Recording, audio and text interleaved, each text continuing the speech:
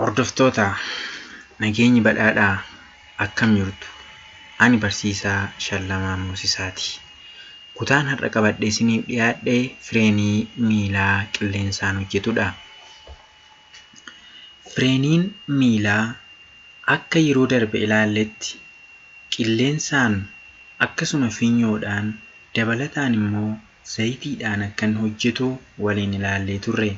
Kutaan keenya har'aa garuu fireenii miilaa kan qilleensaan hojjetu kan nuti ilaallu ta'a. Fireeniin miilaa gosti fireenii kun konkolaataa gurguddaa irratti tajaajila. Yeroo baay'ee konkolaataa gurguddaa irratti kan nuti fayyadamnu fireenii qilleensaan hojjetu kanadha jechuudha. Sababiin isaas qilleensi akka salphaatti konkolaachisaadhaa fi ni ajajama. Yeroo akka salphaatti immoo humni gara qaamolee barbaachisanii akka ga'u ni godha jechuudha. Kana jechuun qilleensi keenya ujummoowwan jiran keessa yeroo deemutti saffisa guddaadhaan waan socho'uu fi yookiin immoo zayitii caalaa saffisa guddaa waan qabuu fi konkolaataan keenyaaf haala mijataa akka ta'u godha jechuudha. Kanaaf egaa konkolaataan keenya gurguddaan mi'a gurguddaa waan baatanii fi akkasuma ofii isaaniitiis ulfaatina guddaa waan qabanii fi konkolaataa keenyatti fireenii to'achuun akka hin ulfaannetti yookiin immoo akka salphaatti akka mijatuuf qilleensi mijataadha jechuudha. Kanaaf fireeniin zayitii ujummoowwanii fi qaamolee jiran kana asitti kan isin argitan kun sararoota yookiin immoo akkaataa isaan ittiin hojjetan kan argisiisudha. Dirooyingiin isaa asirratti isin argitan kuni kutaawwan kun baattuu qilleensaati yookiin kompireesaroodha. Ujummoowwan jiran kun immoo kanneen akka valvii banuu fi cufuudhaan daddabarsuun kanneen akka reeguleetarii, sararoota qilleensaa fi qaamoleen biroo kan akka geejii yookiin immoo paawurii pireeyarii yookiin immoo dhiibbaa hammamiitiin qilleensi sun socho'aa akka jirullee kan nutti himan kutaalee hedduu of keessaa qabaa jechuudha.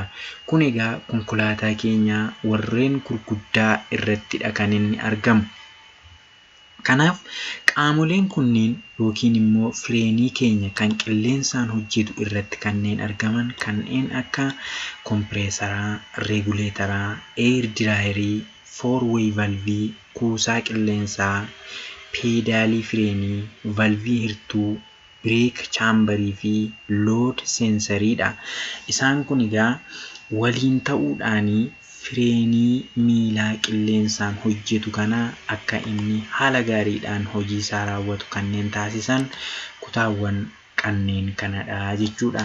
Isaan kun egaa walumaa galatti faayidaa mataa isaanii qabu. Kompireesariin kun egaa qilleensa fireeniif tajaajilu maddisiisuudhaan kan inni nu gargaaru, qilleensa barbaachisaa ta'e maddisiisuudhaan kan nu gargaaru egaa kompireesara kanadha.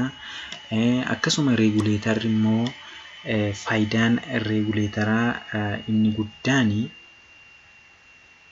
qilleensi kompireesarii irraa maddu kuusaa qilleensaa keessatti yeroo guutamu darbaa akka hin guutamne kan gootu yookiin immoo banamuudhaan qilleensa darbaa ta'e gara alaatti kan gadhiistu reeguleetariidha jechuudha.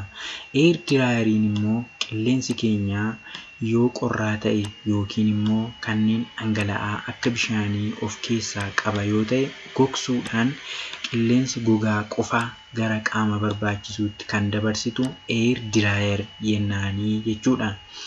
Foorweey valviin immoo yookiin immoo valviin kun egaa kutaalee gommaa arfaniitti kan dabarsitu qilleensa ishee bira ga'e addaan qooduudhaan gara duubaa fi gara fuulduraatti kan hirtu foorweey valvii jechuudha.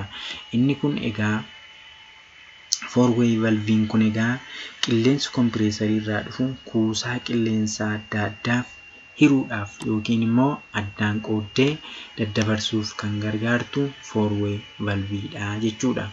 Kuusaa qilleensaa yookiin immoo kuni bakka qilleensi keenya taa'udha jechuudha. Kuni 2-3 ta'uu danda'a. Kun egaa qilleensa keenya of keessatti qabachuudhaan yeroo barbaachisaa ta'etti gara qaamolee barbaachisaniitti kan hiru kuusaa qilleensaati jechuudha. Peedaaliin